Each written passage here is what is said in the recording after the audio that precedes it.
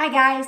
So today we are going to do something called zigzag chicken or zig chicken. You'll find it on my food blog at www.cabeuser.wordpress.com. You'll find the recipe. Now I am going to quadruple this recipe today. I love this stuff. We had it last night and Mark doesn't like to do the same thing 2 nights in a row. So I am going to do it. I'm going to do it with chicken and I'm going to show you what to do, talk you through it. So this video is going to be a little bit longer. For my friends like Starlight, she can do this with eggplant or zucchini or something like that. If you like Indian and Pakistani food, this really it has flavors of that. Now let me tell you, I'm using my homemade garam masala. And the recipe is on my food blog again, so go in there, look up garam masala.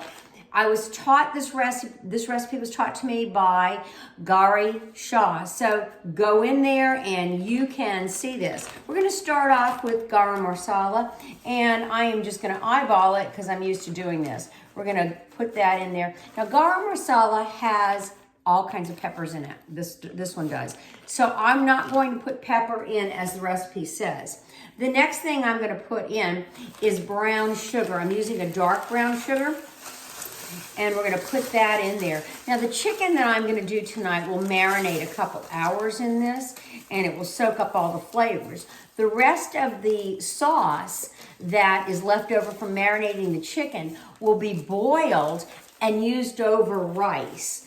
So that way you do not waste anything at all. So we've got the brown sugar and the garam masala. We're going to go ahead and put turmeric.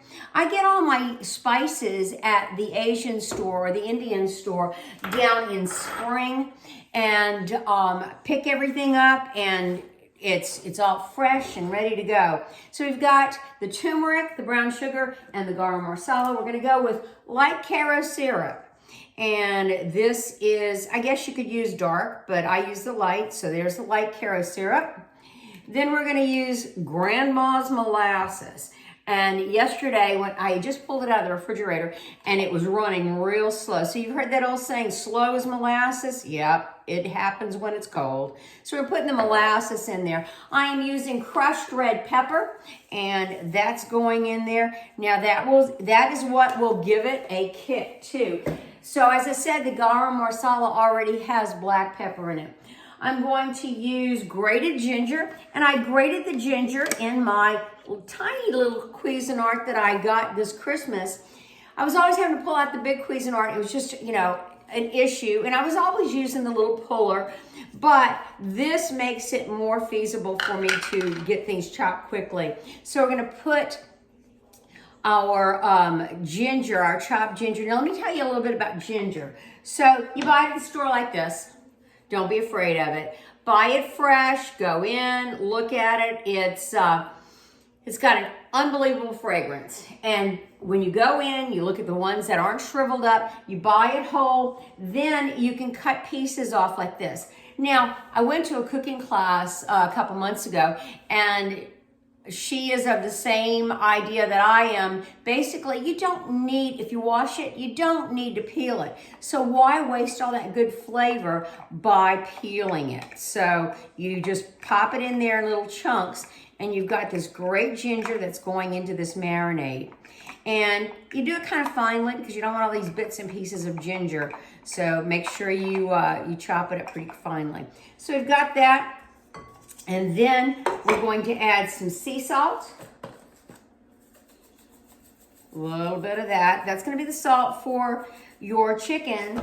And then you're going to add some canola oil. Now remember, I'm about quadrupling this recipe. So I'm using canola oil, really vegetable oil here. So I'm going to go ahead and put my vegetable oil in. And you'll see it on the internet. It is, I said pepper, but you really don't need pepper in it. So this is what it's looking like right now. It is very, very thick. And it's very, very fragrant also. I am going to add and this is not on my recipe on the internet, I'm going to add a little bit of water. And I find that by adding a little bit of water, it can help infuse that flavor into the chicken. So this is what we've got. And right now for a quadruple recipe, I only added about 1/4 of a cup. So you see that right there. Okay.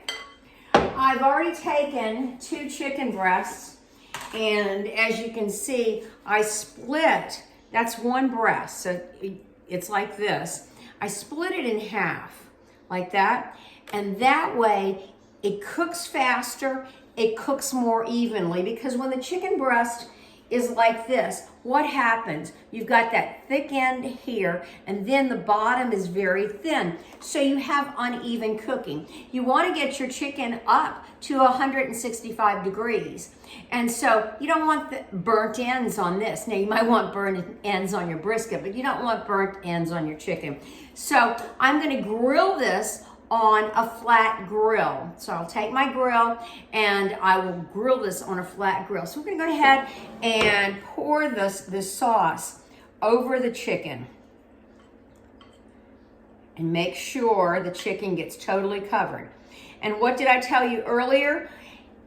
I will take this out in a few hours, and then what I will do is I will use whatever leftover marinade and I will boil it. And that way it cooks it, gets any of the germs, any of the bacteria out of it, and then I will use it over rice.